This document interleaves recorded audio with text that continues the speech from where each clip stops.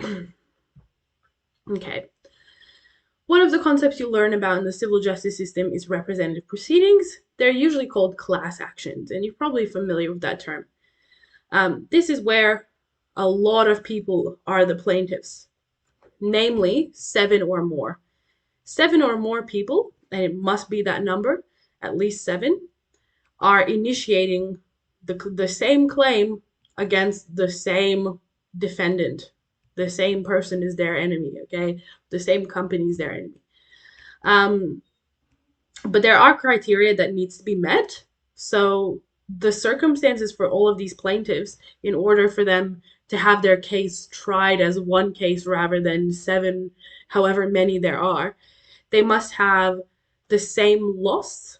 They must have suffered the exact same loss as a result of the defendant's actions. So, for example, the same amount of money they've lost, each of them.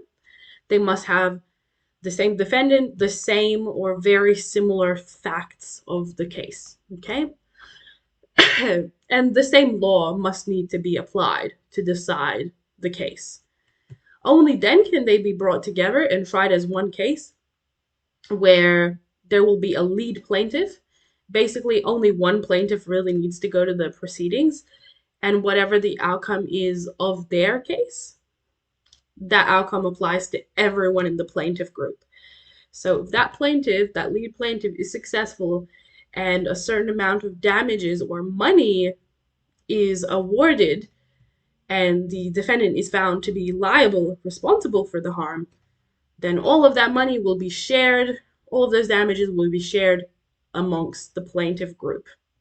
Okay. So why do we do this? Obviously, you can already tell this would save a lot of time and money for all of the plaintiffs, especially, and it usually is, claims for a very small amount of money by a lot of people. A large company charges a bunch of people $100 for a service they didn't pay for. Would anyone go to court for that by themselves? But if 1,000 people are going, they may go as a class action, okay? So let's see how individuals and courts benefit. So the plaintiff group's members, all the people initiating the claim together, can share the cost. Otherwise, it may be unaffordable, especially if it's been little harm they've suffered from. It's a more efficient way of court dealings. It helps to save courts time, reduce backlogs and costs for the courts, as well as for the plaintiff group. People can pursue civil action they may not be able to afford on their own, enabling access, because now these costs are shared, and they may even get funding, increasing access even further due to a litigation funder or a law firm deciding to back and fund this class action. So these usually say, if you let me take on your case and pay for everything for you, if you are successful and the defendant is found liable, as payment, you will have to give a percentage of the damages or the money that you win in this civil trial, okay? But if you lose, you don't owe us anything. So that's how it usually happens. They take some risk in funding these class actions, but they can get a very large amount of money if they're successful by funding the class action. So we'll say, we'll give you free legal representation, we'll fund your filing fees to initiate the claims and such. So for the individual, imagine you are just a member of that plaintiff group. How do you benefit? You're able to pursue a case that you otherwise might not have been able to afford to pursue. So we said it increases access. Those large corporate law firms or litigation funders might take on the class actions also for free, so it doesn't cost you anything, or at minimal cost to the plaintiffs. The disadvantages are, as we said, only the lead plaintiff actually goes to court, and there's just one case really. So they select a lead plaintiff, and that party has to go to court and deal with everything. So that means a plaintiff may feel that they've lost control over their case and they don't have a say. and it may make them feel unimportant and that their voice isn't heard within the case, or they may even feel stressed that I don't think this will go well. I don't trust the lead plaintiff to, win this case for us, etc., etc. And for the courts, it means multiple individual cases with the same facts are not tying up court resources because they're just getting resolved as one, but it places less focus on individuals within the courtroom. So there's a risk of an incorrect verdict or incorrect decision because not everyone is being heard because there's only that one lead plaintiff going to trial against the defendant. Okay. Following on, by considerations, I mean you need to know about things that a plaintiff needs to consider before they initiate a civil claim and to even decide whether they should initiate a civil claim. Fortunately, again, this is a bigger diagram. Some of these have been removed from your study design, so you have to know even less. The ones that have been removed are negotiation options and scope of liability. So the ones you currently need to know are the limitation of actions, enforcement issues, and costs. So I have removed the information about these other two from the slides. This is more like if you want to read up on it if you're interested, but we will only look at limitation of actions, enforcement issues, and costs. So we'll start with costs. It's the easiest and the most self-explanatory. Costs are any related costs that the plaintiff is basically going to have to pay if they want to go to court, initiate a claim. They need to decide whether essentially it's worth it to spend all this money to take the accused person, to initiate a claim against the defendant. So let's see, costs can be really, really high. And the higher the court jurisdiction that the claim has to go to, the higher the level in the court, the higher the cost will be as well.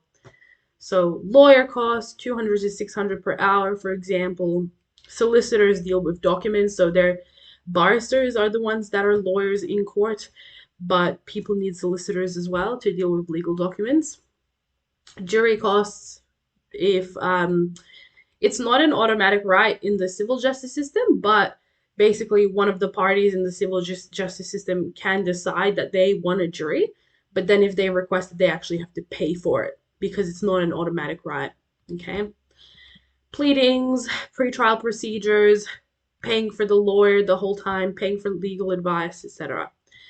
Now, what's the biggest consideration when it comes to costs is that even if you're successful as the plaintiff, you prove that the defendant is liable, and you get damages, so you get paid back the money that you were trying to sue the defendant for instance.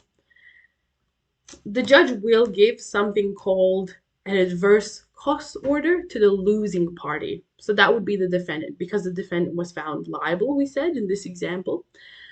An adverse cost order for the party that was found to be in the wrong, it makes that party pay money to the other party to try to cover their legal fees.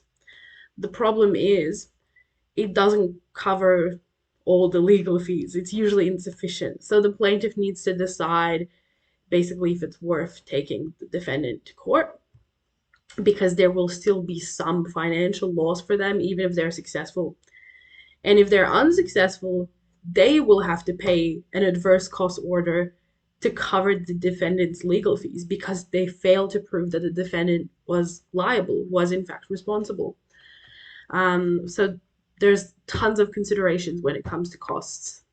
Now, the limitation of actions is the restriction placed on the time within which a civil action can be commenced.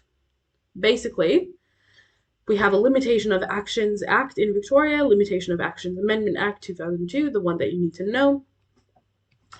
And it states if you have suffered a certain type of a civil wrong, the minimum amount of time that you can wait before you initiate a claim, or it will be invalid. It cannot go to court.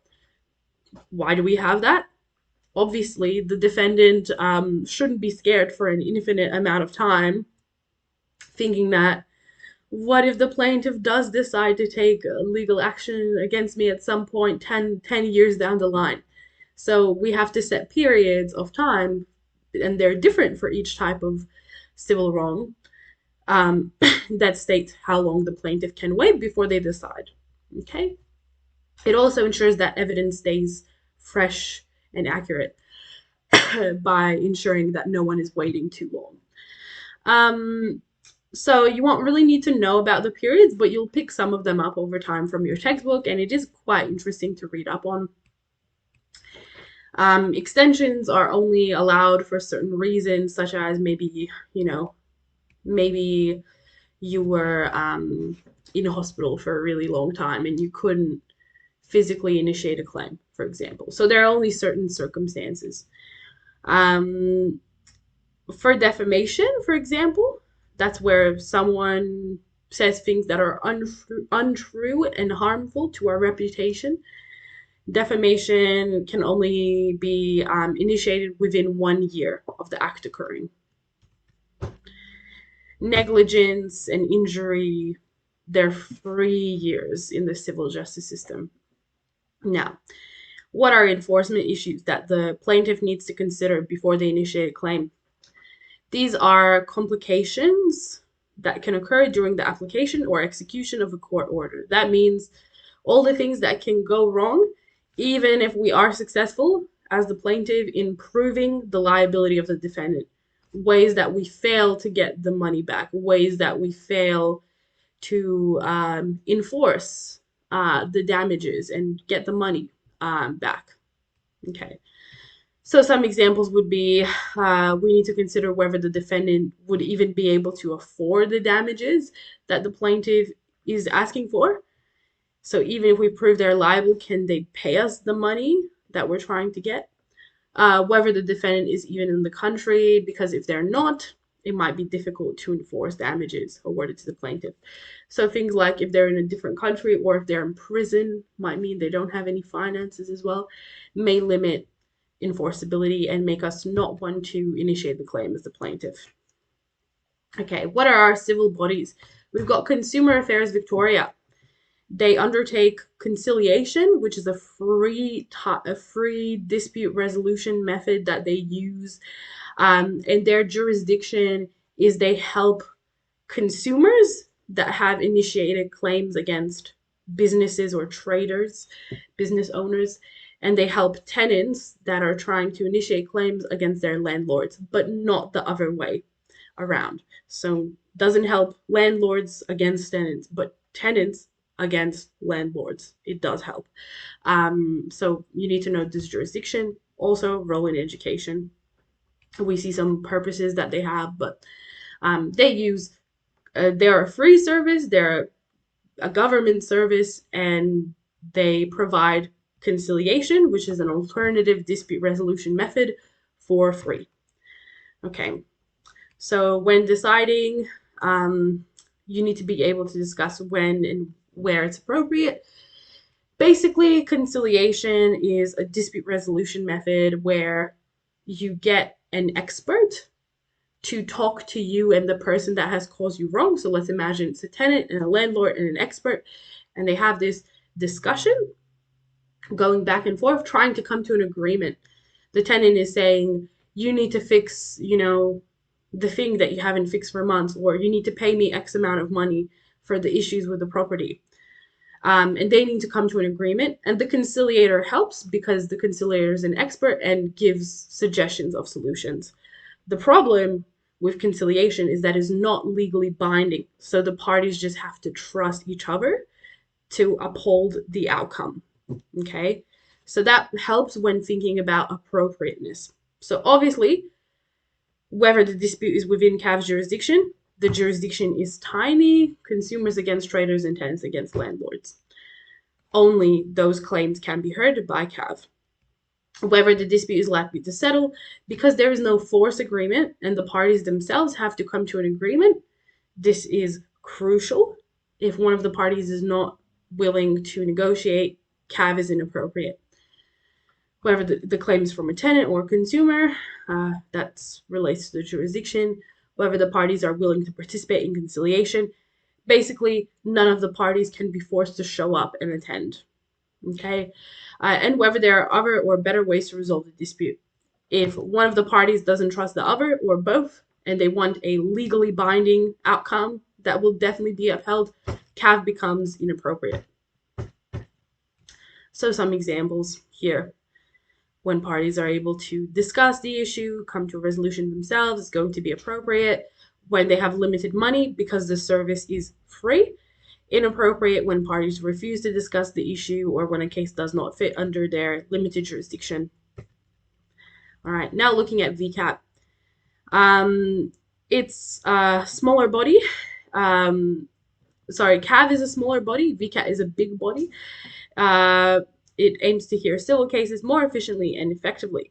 Basically, this is a tribunal that you can go to instead of the courts that has a really huge jurisdiction, hears almost everything, and costs a lot less than the courts and is supposed to be faster as well. So it aims to reduce costs, to be quicker than the courts, and we see that some claims were only 10 weeks. A lot of things take about a year via the courts, and is more time efficient, has less formality, and less costs attached. So when you discuss appropriateness of VCAT, we need to consider whether the dispute is within VCAT's jurisdiction, which I mentioned it hears most things. So it generally is for almost every question pretty much. The cost and the time involved. Some lists, which means types of disputes in VCAT, do take a really, really long time. The example usually used in textbooks is planning disputes.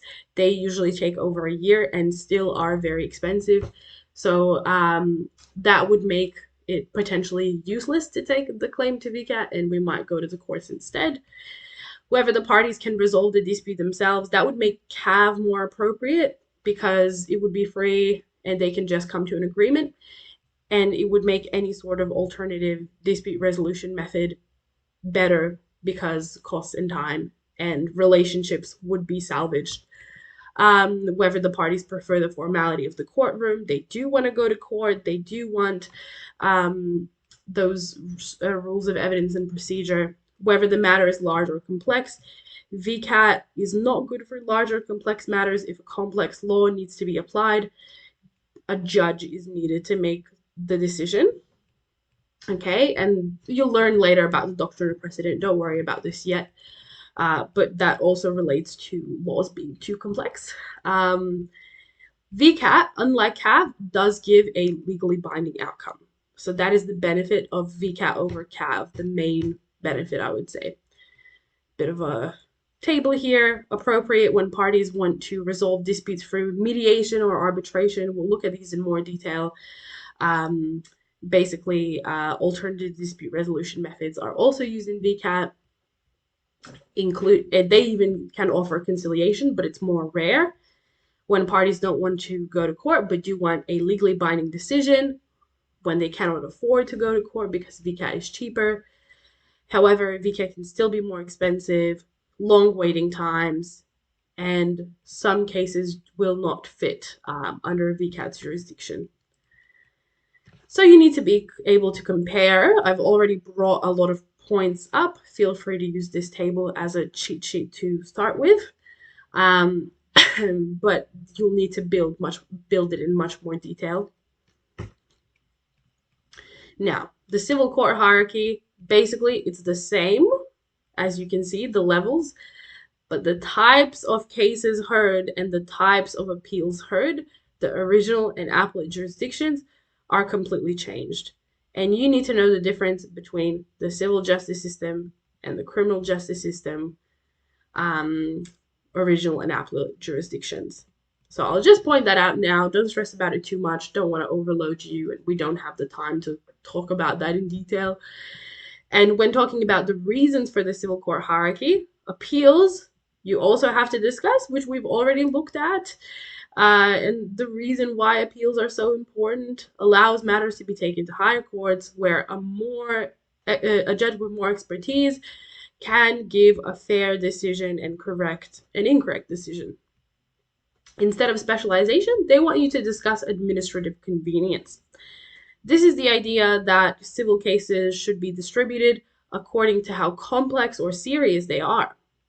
meaning less serious cases will be heard in the lower court, such as the magistrate's court,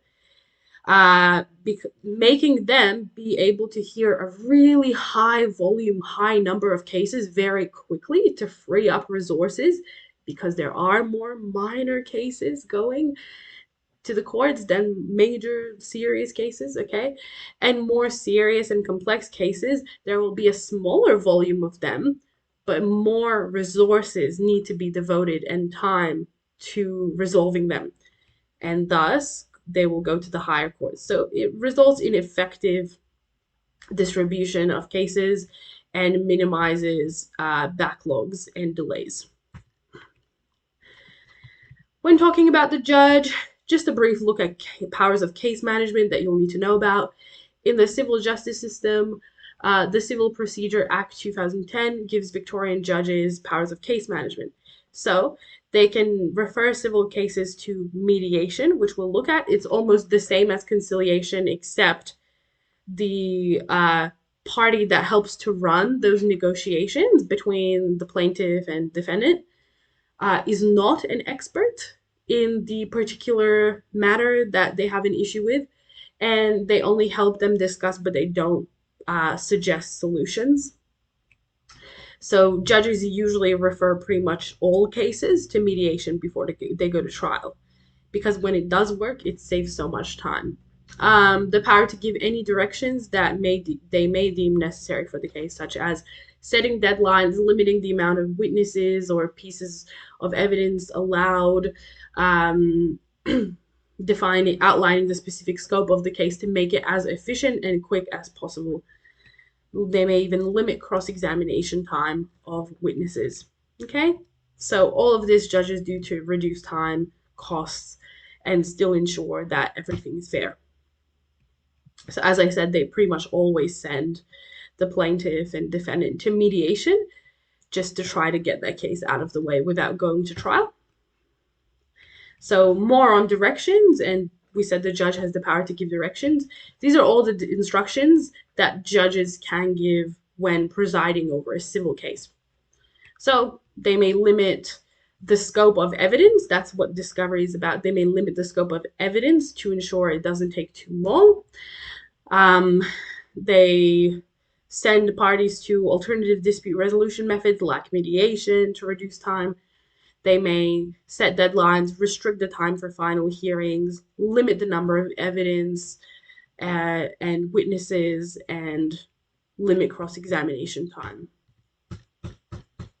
Now, the alternative dispute resolution methods you need to know about. Remember, both the courts can use any of these, okay? And VCAT can also use any of these. But what is most commonly used is mediation. VCAT will send parties to mediation. Courts will send parties to mediation. Interestingly, though, VCAT uses arbitration as its way to conduct the final hearing. It literally uses arbitration. So if you progress all the way to the end with VCAT and you don't get an early outcome, you go to an arbitration hearing. And the courts, for all claims under $10,000 in the civil justice system, so I'm trying to sue for less than $10,000, sends all of those claims to an arbitration hearing as well. That's why if you have a low claim, less than $10,000, it's worth just to go to VCAT, because it's arbitration anyway, unless it's a complex legal issue. But we talked about mediation. The third party is called a mediator. These discussions with the plaintiff and defendant, a mediator is present, listens to both sides of the disputes, and helps to facilitate the discussion, but doesn't give any opinion or offer any solutions. In conciliation, however, the conciliator is the third party and is an expert in the particular type of dispute. Helps to also facilitate discussion, but does provide suggestions and solutions the options may or may not like. In arbitration, our third party is the arbitrator. This is much more formal than mediation and conciliation. It's like a formal hearing, but it's less formal than the courts. The arbitrator actually makes the parties properly go and present evidence, and it's almost like a mini trial, and then hands down a legally binding decision, whereas the decisions in mediation and conciliation are not legally binding. Arbitration does give a legally binding decision, but it is a much more formal process than these two. So the summary table, differences between each type of method, and you will need to be able to compare and contrast. Lastly, looking at civil remedies. So remedies, remember, they're the opposite of sanctions. Remedy, how to make something right. So this is the means by which a plaintiff's civil rights are trying to be corrected at the resolution of a trial when it has been determined, and if it has been determined that the defendant is liable for whatever injury, harm, or loss that they've suffered. So their purpose is to try to restore the plaintiff to the position they were in before the defendant caused them any harm. And their damages or injunctions. So most commonly we see damages. This is an amount of money paid by the defendant to the plaintiff in the settlement of their claim. And an injunction is court orders. Sometimes the judge will decide that either prohibiting the defendant from carrying out a certain action, which is a restrictive injunction, or forcing them to complete a certain action, which is a mandatory injunction, will be most beneficial to the plaintiff. Okay? So imagine with the example of defamation, someone has ruined our reputation, a journalist, by spreading lies. We'll probably get damages for the harm to our reputation, loss of work, etc. And we'll probably get injunctions awarded, like that will benefit the plaintiff. So a restrictive injunction, a judge may force the defendant to carry out, might be prohibiting them from posting any other defamatory material about this person, about us in the future. They can never mention us again in their work. And a mandatory injunction might be to delete the article that defamed us and release a statement that the information provided was incorrect to try to help restore our reputation. Okay?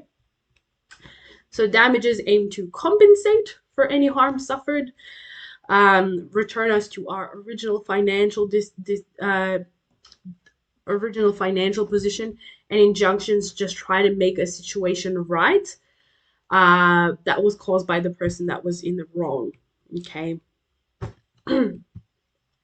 So you'll need to answer questions where you need to think about whether damages or injunctions would be more appropriate, or both. Okay. So I've made a little bit of a list of questions that you can consider. You can consider whether damages will be effective in this case, whether injunctions will really be effective in this case. We've just done a defamation example, and money would be effective in restoring the loss of money. Potentially, if you're a celebrity, you've lost work due to the defamation. You didn't get cast for a certain role as an actor. And then injunctions, we talked about the deleting the article, publishing a statement. We can imagine that would help to rectify the situation by restoring some of our original reputation. Okay.